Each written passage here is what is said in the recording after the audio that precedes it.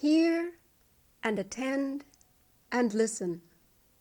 For this befell and behappened and became and was, O my best beloved, when all the tame animals were wild.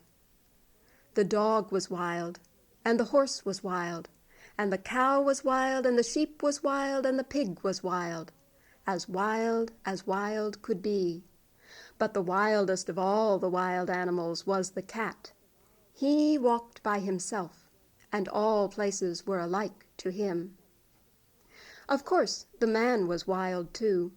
He was dreadfully wild. He didn't even begin to be tame until he met the woman. But she told him that she did not like living in his wild ways, and so she picked out a nice dry cave instead of a heap of wet leaves to lie down in. She strewed clean sand on the floor of the cave, built a nice fire of wood at the back of the cave, and hung a dried wild horse skin, tail down, across the mouth of the cave. And she said, "Wipe your feet, dear, when you come in.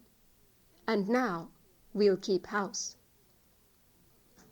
That night, best beloved, they ate wild sheep, roasted over the hot stone, and flavored with wild garlic and wild onion, and wild duck stuffed with wild rice and wild fenugreek and wild coriander, and marrow bones of wild oxen, and wild cherries and wild grenadillas.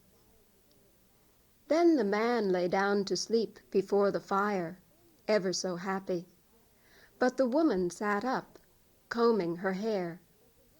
She looked at the bone of the shoulder of mutton, the big, broad blade bone, and she saw the wonderful marks on it. She threw more wood on the fire, and she made a magic. She made the first singing magic in the world. Out in the wet wild woods, all the wild animals had gathered where they could see the light of the fire, and they wondered what it meant. Then Wild Horse stamped with his wild foot and said, "Oh, my friends, and oh, my enemies, why have the man and the woman made that great light in that great cave? And what harm will it do us?" Then Wild Dog lifted up his wild nose and smelled the smell of roast mutton. And he said, "I will go and see and look and say, for I think that it is good. Cat, come with me." "Nenny," said the cat, "I am the cat who walks by himself, and all places are alike to me. I will not come." "Then we can never be friends again," said Wild Dog, and he started off toward the cave. But when Wild Dog had gone just a little way, Cat said to himself, "All places are alike to me. Why should I not go and see and look and come away at my own liking?" So he slipped after Wild Dog, softly, very softly, and hid himself where he could hear everything. Wild Dog came up to the cave and lifted the dried wild horse-skin curtain with his nose, and the woman heard him and said, "Here is the first." "Wild thing out of the wild woods, what do you want?" And Wild Dog said, "O my enemy, and wife of my enemy, what is this that smells so good in the wet wild woods?" The woman tossed him a roasted mutton bone, saying, "Wild thing out of the wild woods, taste and try." Wild Dog gnawed on the roasted bone, and it was better than anything he had ever tasted before. And he said, "O my enemy, and wife of my enemy, give me another." Woman said, "Wild thing out of the wild woods, help my man to hunt through the day, and guard our cave by night, and you shall have as many roast bones as you need." "Ah," said the cat, listening, "this is a very wise woman, but she is not so wise as I am."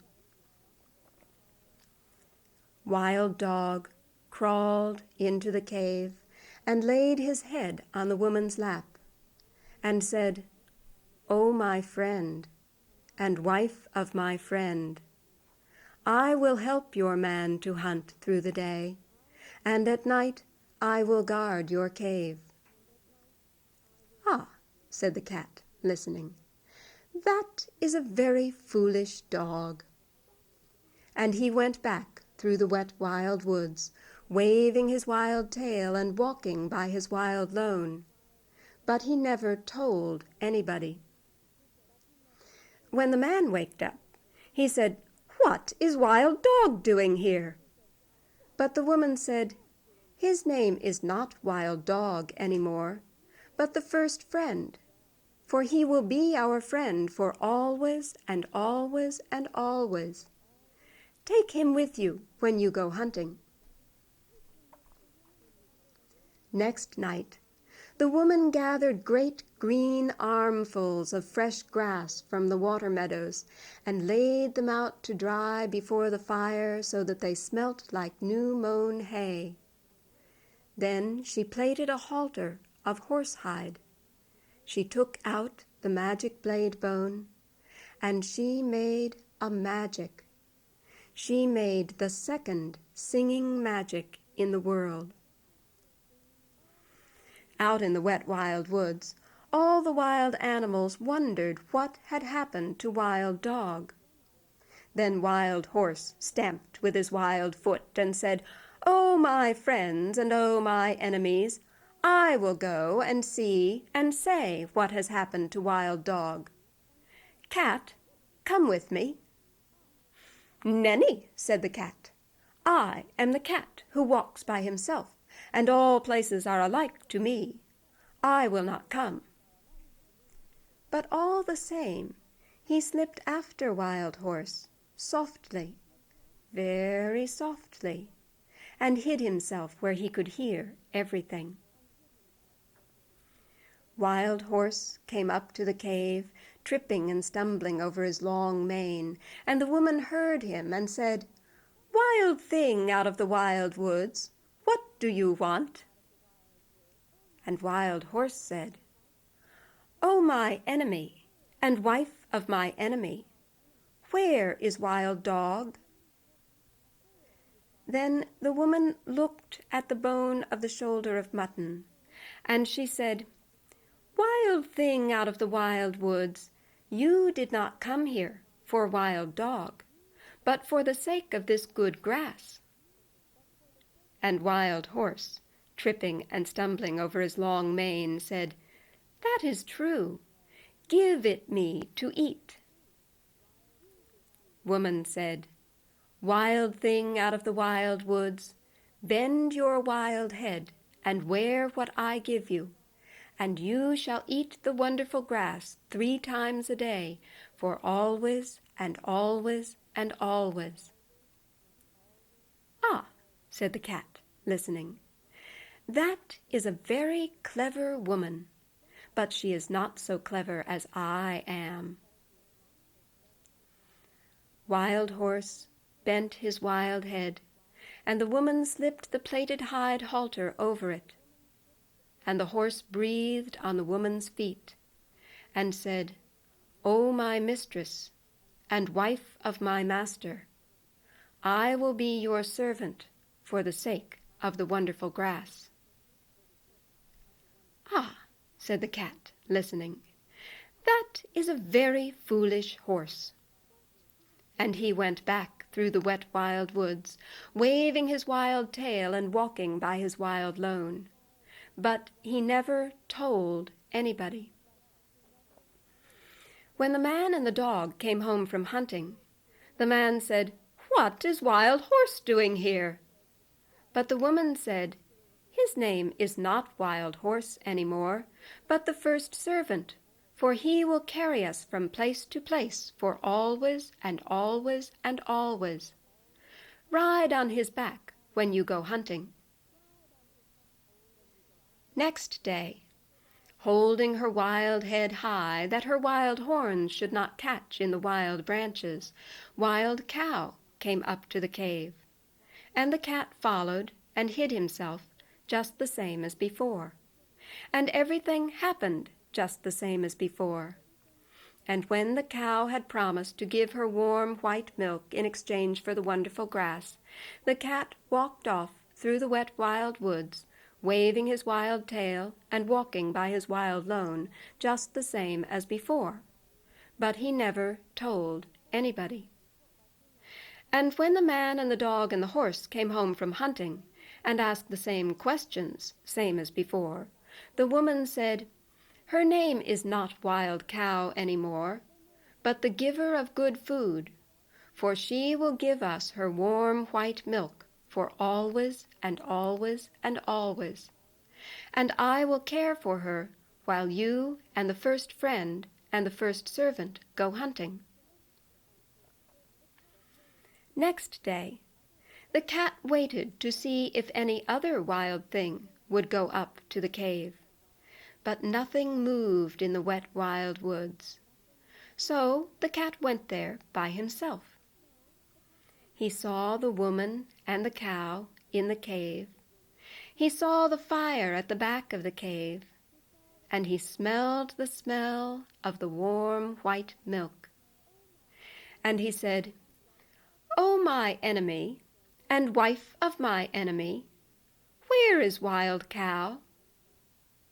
But the woman laughed and said, "Wild thing out of the wild woods, go back to the wild woods again, for I have braided up my hair and put away my magic blade bone, and we have no more need of either friends or servants in our cave." Cat said, "I am not a friend, and I am not a servant. I am the cat who walks by himself, and I wish to come into your cave." Woman said, "Then why did you not come on the first night with the first friend?" Then Cat arched his back and said, "Has Wild Dog told tales of me?" But the woman laughed and said, "Wild thing out of the wild woods, you are not a friend and you are not a servant. You have said it yourself. Go, then, and walk in all places alike." Then the cat pretended to be very sorry, and he said, "Must I never come into the cave? Must I never sit beside the fire? Must I never taste the warm white milk? You are very wise, and you are very beautiful. You should not be cruel, even to a cat." Woman said, "I knew that I was wise, but I did not know that I was beautiful. So I will make a bargain with you. If ever I say one word in your praise, you may come into the cave. And if you say 2 words," said the cat. "I never shall," said the woman.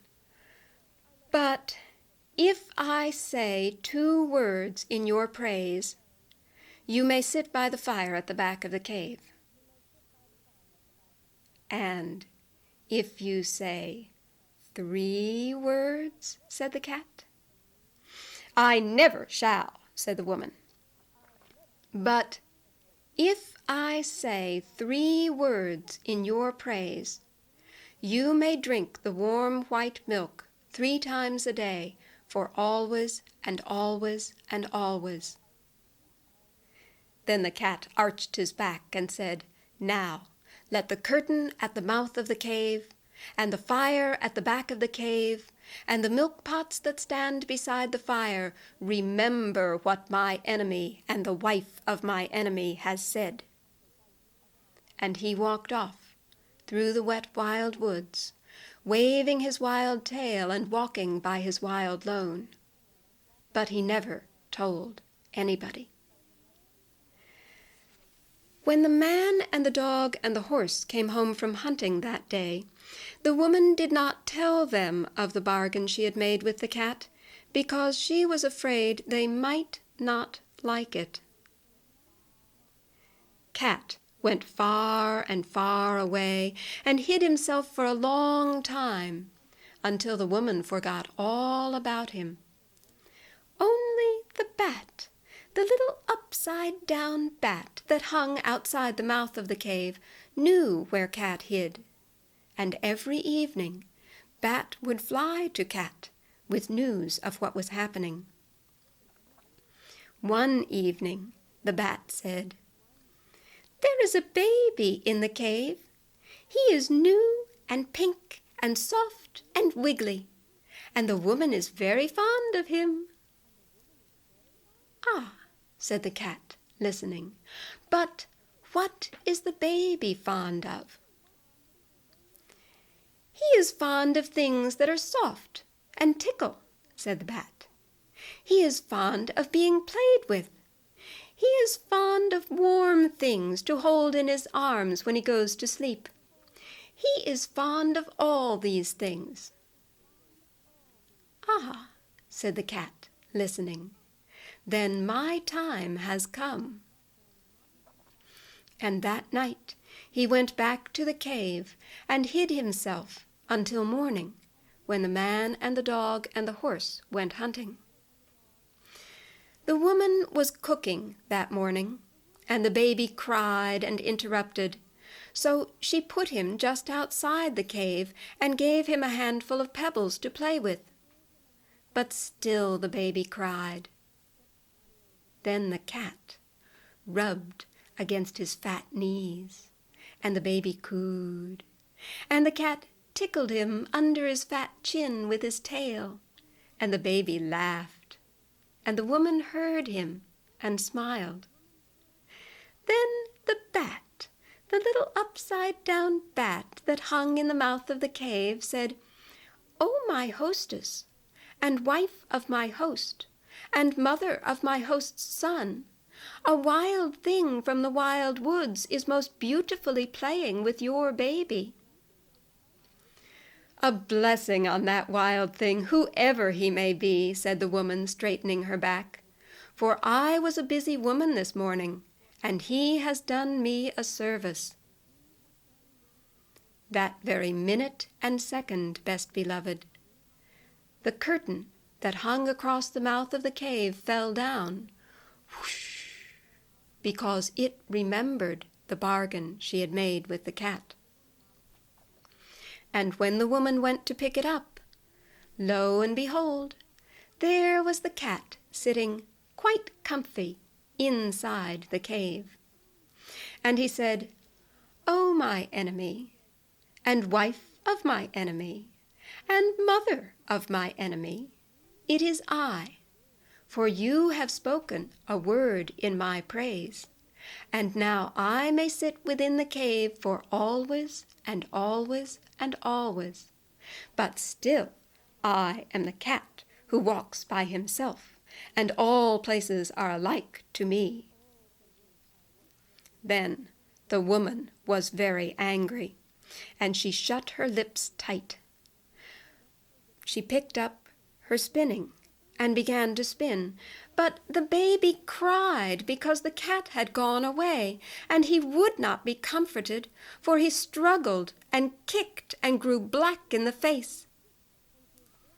Then the cat said, "Oh, my enemy, and wife of my enemy, and mother of my enemy, tie a strand of the thread you are spinning to your little clay spindle whorl, and draw it across the floor, and I will show you a magic that will make your baby laugh as loudly as he now is crying." Woman said, "I will do it, because I am at my wit's end, but I shall not thank you for it." and she tied a strand of the thread she was spinning to her little clay spindle whorl and drew it across the floor. And the cat chased after it, and batted it between his paws, and tossed it over his shoulder, and pretended to lose it, and pounced down upon it again, and chased it between his hind legs, until the baby laughed as loudly as he had been crying, and tumbled with the cat back and forth across the floor of the cave, until he grew tired, and lay down to sleep with the cat in his arms. "Now," said the cat, "I will sing your baby a song that will keep him asleep for an hour." And he began to purr, loud and low, low and loud, until the baby fell fast asleep. And the woman smiled down upon the two of them, and she said, "Oh, cat, that was wonderfully done. You must be very wise." That very minute and second, best beloved, the smoke of the fire at the back of the cave came down in great clouds from the ceiling, puff, because it remembered the bargain she had made with the cat. And when the smoke cleared away, lo and behold, there was the cat sitting quite comfy beside the fire. And he said, "Oh, my enemy, and wife of my enemy, and mother of my enemy, it is I, for you have spoken a second word in my praise, and now I may sit beside the fire at the back of the cave for always and always and always. But still I am the cat who walks by himself, and all places are alike to me." Then the woman was very, very angry. She put more wood on the fire. She unbraided her hair. She took out the magic blade bone, and she began to make a magic that should prevent her from saying a third word in praise of the cat. It was not a singing magic, best beloved. It was a still magic. And by, the cave grew so still that a little wee mouse crept out of a corner and began to run across the floor. "Oh, my enemy, and wife of my enemy, and mother of my enemy," said the cat, "is that little mouse a part of your magic?" "Oh, not at all," cried the woman, jumping up onto the stool that stood before the fire and braiding her hair up quickly that the mouse should not run up into it. "Then," said the cat, "it will do me no harm if I eat it?" "No," cried the woman, "eat it up quickly, and I shall ever be grateful to you." Cat made one pounce and caught the mouse. And the woman, coming down from the stool beside the fire, said, "Oh, cat, not even the first friend is fast enough to catch little mice as you have done. You must be wonderfully wise." That very minute and second, best beloved, the milk pot that stood beside the fire broke in 2 pieces, because it remembered the bargain she had made with the cat. And when the woman went to pick up the pieces, lo and behold, there was the cat sitting quite comfy, lapping the milk from one of the pieces. And he said, "Oh, my enemy, and wife of my enemy, and mother of my enemy, it is I, for you have spoken a third word in my praise. And now I may drink the warm white milk 3 times a day for always and always and always. But still I am the cat who walks by himself, and all places are alike to me." Then the woman laughed and set the cat a bowl of milk, And she said, "Oh, cat, you are as clever as a man, but you must remember that your bargain was not made with the man, nor with the dog, and I do not know what they will say when they come home." "What is that to me?" said the cat. "As long as I have my place in the cave by the fire and my warm white milk, I do not care what the man or the dog may do." That night, when the man and the dog and the horse came home from hunting, the woman told them all the story of her bargain with the cat, and the cat sat by the fire and smiled. Then the man said, "Now you will make a bargain with me, and with all proper men after me." And he took off his 2 leather boots, and his little stone axe, that makes 3, and he picked up a piece of wood, and a stone hatchet, that makes 5 altogether, and he laid them out on the floor, and he said, "Now we will make our bargain. If you do not catch little mice while you are in the cave for always and always and always, I shall throw these 5 things at you whenever I see you, and so shall all proper men do after me." Cat counted the 5 things, and they looked very knobby. And he said, "I will catch mice while I am in the cave for always and always and always, but still I am the cat who walks by himself, and all places are alike to me." "Not when I am near," said the man. "If you had not said that last, I should have put these 5 things away for always and always and always, but now I shall throw my 2 boots and my little stone axe, that makes 3, at you whenever I see you, and so shall all proper men do after me." "Wait a minute," said the dog. "He has not yet made a bargain with me, or with all proper dogs after me." And the dog showed his teeth. He said, "If you are not kind to the baby while you are in the cave for always and always and always, I will chase you till I catch you, and when I catch you, I will bite you, and so shall all proper dogs do after me." Cat counted the dog's teeth, and they looked very pointed, and he said, "I will be kind to the baby while I am in the cave, as long as he does not pull my tail too hard. But still, I am the cat who walks by himself, and all places are alike to me." "Not when I am near," said the dog. "If you had not said that last, I should have shut my mouth for always and always and always.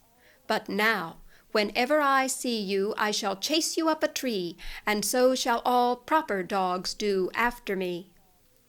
Then the man threw his 2 boots and his little stone axe, that makes 3, at the cat, and the cat ran out of the cave, and the dog chased him up a tree. And from that day to this, best beloved, 3 proper men out of 5 will always throw things at a cat whenever they meet him, and all proper dogs will chase him up a tree. But the cat keeps his side of the bargain too. He will catch little mice while he is in the house, and he will be kind to babies as long as they do not pull his tail too hard. But when he has done that, and between times, and when night time comes and the moon gets up, he is the cat who walks by himself, and all places are alike to him. And he goes out in the wet wild woods, or up the wet wild trees, or on the wet wild roofs, waving his wild tail and walking by his wild lone. People have viewed cats in many different ways over the centuries and in different countries.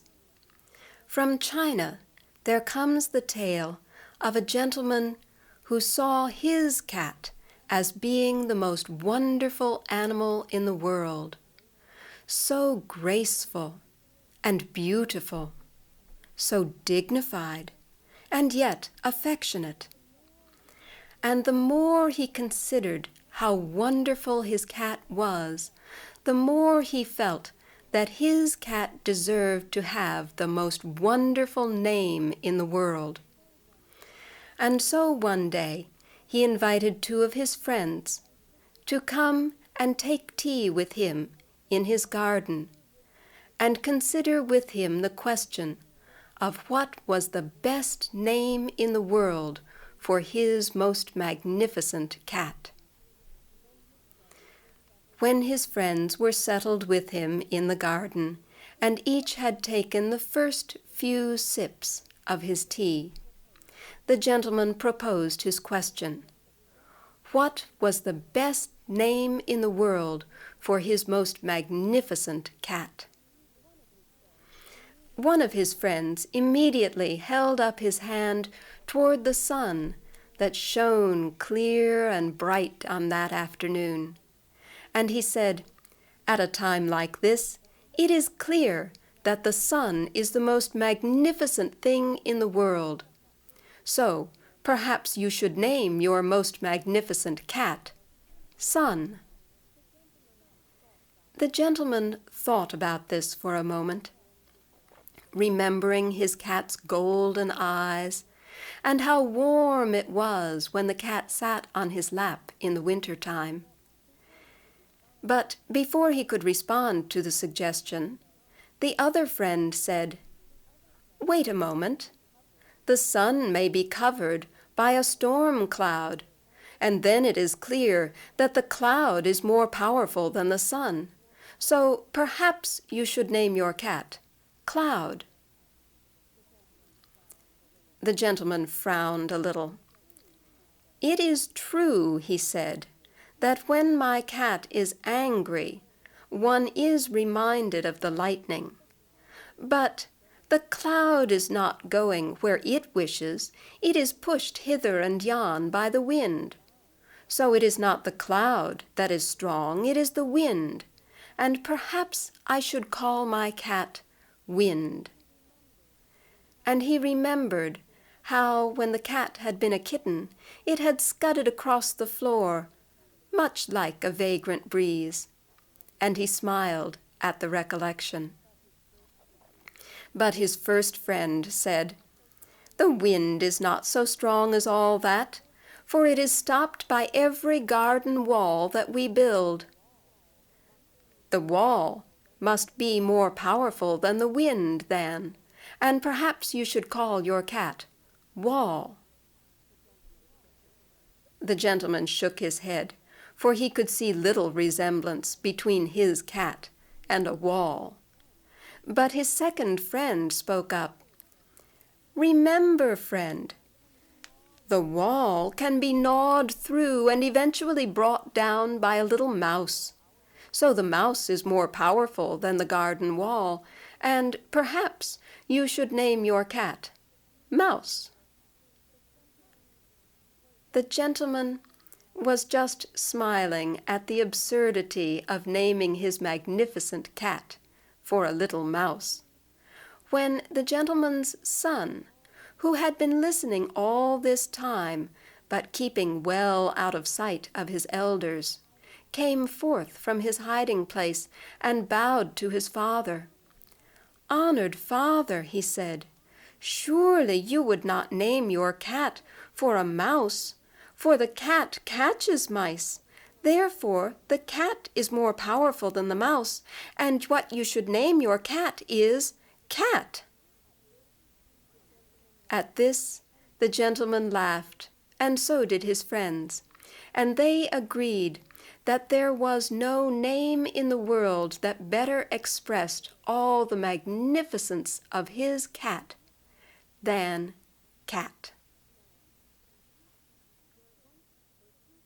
There once were 2 cats of Kilkenny, who each thought that was one cat too many. So they fought, and they fit, and they scratched, and they bit, till, except for their nails and the tips of their tails, instead of 2 cats, there weren't any. Cats need not always battle for dominance so bloodily, however, as this tale from England shows.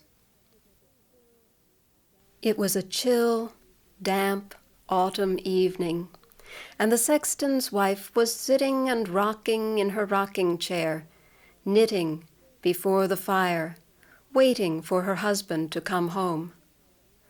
From time to time she would get up to stir the pot of stew that hung ready over the fire, waiting for his return.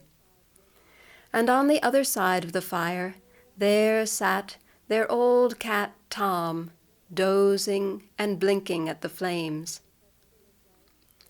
The sexton's wife sat and knitted, but it seemed that the sexton was late getting home this evening, when she heard footsteps coming quickly toward her door. Then the door burst open, and in came the sexton with his eyes wild, crying, "Who's Tom Tildrum? Who's Tom Tildrum?" "Calm yourself, man," said his wife, as she got up to shut the door after him. "Seat yourself here by the fire and warm yourself, and tell me what's got you so excited." "Oh, wife," said the sexton, "such a strange thing has happened to me.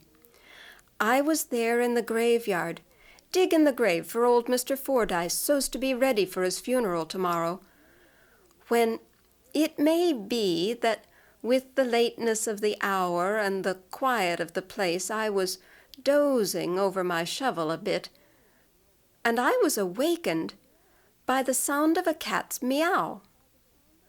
"Meow," said Tom. "Yes," said the sexton, "just like that. And I looked up, and wife, what do you think I saw?" "Why, I suppose you saw a cat, man. Get on with your story." "Ah, wife," said the sexton, "it wasn't just one cat I saw, but 9 of them, all black, with a little bit of white on their chestises, just like our Tom here. And they were all walking together, all in step, and at every 4th step they all cried out together, 'Meow.'" "Meow," said Tom. "Yes," said the sexton, "just like that.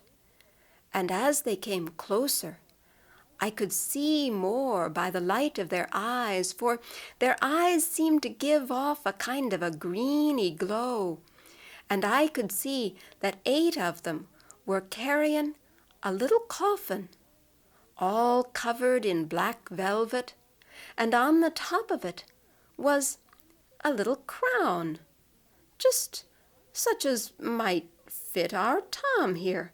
Oh, will you look at Tom now? He's staring at me as if he could understand every word I was saying." "Never mind, Tom," said his wife, "but get on with your story."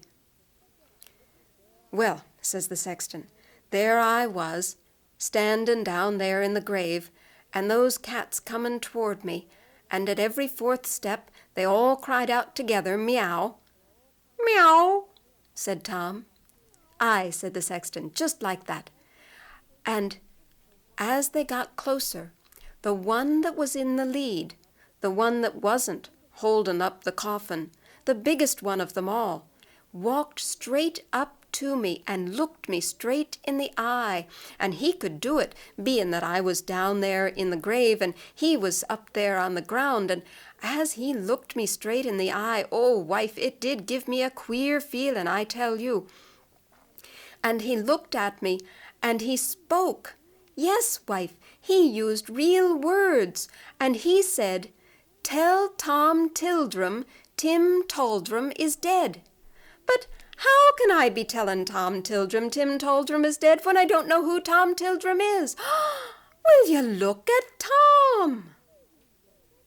And well might they stare, for Tom was swelling, and Tom was staring, and Tom had every hair on him standing on end, so that he looked bigger than they'd ever seen him before.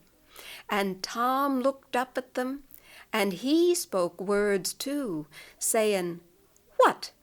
Old Tim is dead, then I'm the king of the cats." And he fled away up the chimney, and they never saw him again. Cats are sometimes associated with evil magic because of their night vision and their agility. But a very different magic appears in the Japanese folk tale of the boy who drew cats. Long ago, in Japan, there lived a farmer whose fields were so small and whose family was so large that he had a hard time feeding all of his many children. Of course, his children helped him as much as they were able. His eldest son had been helping him in the fields from an early age, and the little girls were helping their mother around the house almost as soon as they were able to walk. But one of his children, the youngest, a little boy, was different.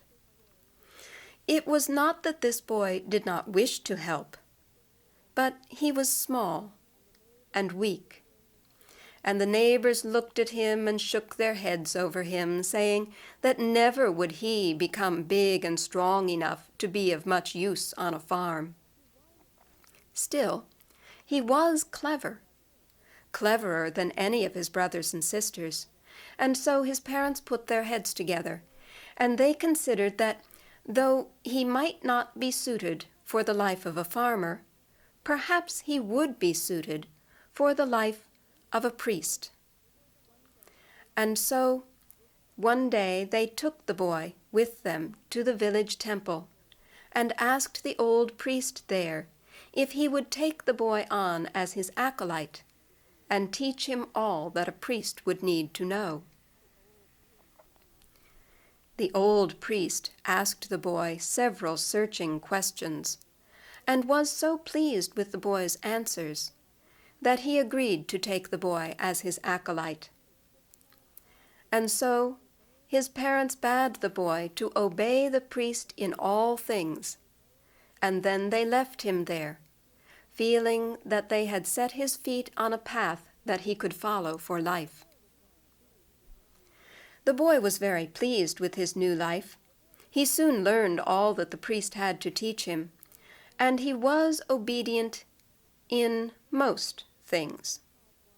But he had one fault. Whenever he was left alone, he drew cats. He drew cats when he ought to have been studying. He drew cats where cats ought not to have been drawn at all, on the margins of the priest's books, on the screens that stood in the temple. Several times the old priest told him that this should not be, but still, whenever he was left alone, he drew cats. Indeed, he could not truly help himself, for he had what is called the genius of an artist, and for that very reason he was not best suited to be an acolyte, for an acolyte should study his books. One day, after the boy had drawn some specially fine pictures of cats on one of the pillars of the temple itself, the old priest told him there was no hope for him. Never would he become a good priest. He must leave the temple at once. And yet, there was hope that with hard work and good fortune, he might become an artist. And to show the boy that he felt no hard feelings, the old priest offered him a parting gift of a last piece of advice. Avoid large places at night. Keep to small. Sorrowfully, the boy went to pack up his few belongings and prepare to leave the temple. And as he was packing, he considered the old priest's words, "Avoid large places at night keep too small. He felt sure there must be some hidden meaning, some extra reason beyond the words themselves that the old priest had told him this.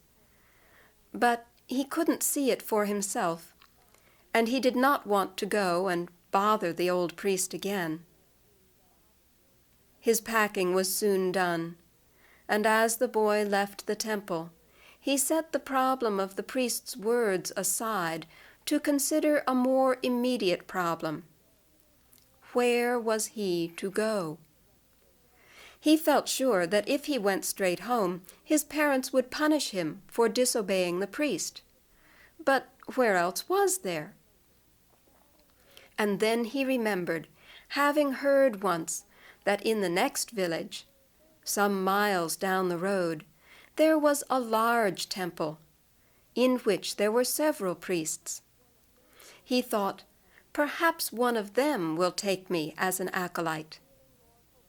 And so, feeling more hopeful, having a goal in mind, the boy set off down the road that he had never followed before. Now, he did not know it, but that temple had been closed up, and all the priests had left it, for it had been invaded by a goblin in the form of an enormous rat. Several warriors had come and tried to slay the monster, but none of them had ever been seen again alive. But the boy knew nothing of this, so he walked hopefully down that road that he'd never followed before. After a time, he grew hungry, and his legs were tired from the unaccustomed exercise. The sun set, and the stars came out, and the boy walked on and on, for he had no other goal in mind, no other place to stop. And at last, he reached that next village. It was long after dark, and everyone in the village had gone to bed. The only light that showed anywhere in the village was in the temple itself. It is said that the goblin set that light in hope of enticing travelers into the temple. But the boy thought one of the priests must still be awake, and so he walked up to the temple and knocked on the door. There was no answer. But when he tried the door, it opened easily. He thought, perhaps the priest is at his meditations, and he walked in. There was the light, a stone lantern set in the middle of the floor, but there was no priest to be seen. Now the boy knew that no open flame like this would be left in a wooden building like the temple without someone at least having the intention of coming back to tend it. So he sat down to wait. And as he did so, he looked about the temple. He saw that it was thick with dust and hung with cobwebs. And in a way that made him feel more hopeful, for surely the priests needed an acolyte to help them keep the place tidy. Indeed, it was hard to imagine how they had allowed it to get into such a state. But then the boy saw something else that made him forget all about his hunger, his weary legs, a missing priest, dust, cobwebs, or anything else. He saw several large white screens that were just right for drawing cats upon. Quickly, he pulled his writing box out of his bundle, and he went out to the temple courtyard to fetch some water from the well there. He mixed his inks, and he began to draw. He drew large cats and small cats, wakeful cats and sleepy cats, dignified cats and playful cats. He drew cats that were so real you expected at any moment to see one of them flick a whisker or twitch its tail. He drew cats until he could not keep his eyes open any longer. And then he lay down to sleep on the floor in front of the screen. But all of a sudden, the old priest's words came back to him. Avoid large places at night. Keep to small. And it was borne in upon him what a large place the temple was, and how small and alone he was. He got up again, and he searched until he found a little cupboard with sliding doors, just his size. He crept inside it and slid the doors closed until there was just a little crack left between the doors, through which a thin line of light from the lantern shone. And then, feeling more protected, the boy went to sleep. But not for long. He was awakened by a shriek that set his hair on end. It was followed by sounds of fighting, a fierce battle, growling and yowling and bumping and crashing. The boy sat completely still and did not dare even to move enough to set his eye to the crack between the doors and peek out to see what was happening. And then in a moment there was an extra large crash and the light went out. It must have been the lantern itself going over. But the noise of the fight continued. And then the sounds faded. A few last rustles, and all was still. But the boy continued to lie, silent, not moving, hardly daring to breathe, until at last the first light of the new day crept through that crack between the doors of his cupboard. And then at last the boy dared to slide back the door and climb out. And the first thing he saw was the blood on the temple floor. And there, in the middle of the temple floor, in a huge pool of blood, lay an enormous rat, a goblin rat, bigger than a cow, dead. The boy wondered where was the great hero who had slain this monster, and he searched the temple, but there was no one else there. And then he saw that the mouths and paws of the cats which he had drawn were red and wet with blood. This boy did grow up to become an artist, and to this day visitors to Japan are sometimes shown pictures that he drew of cats.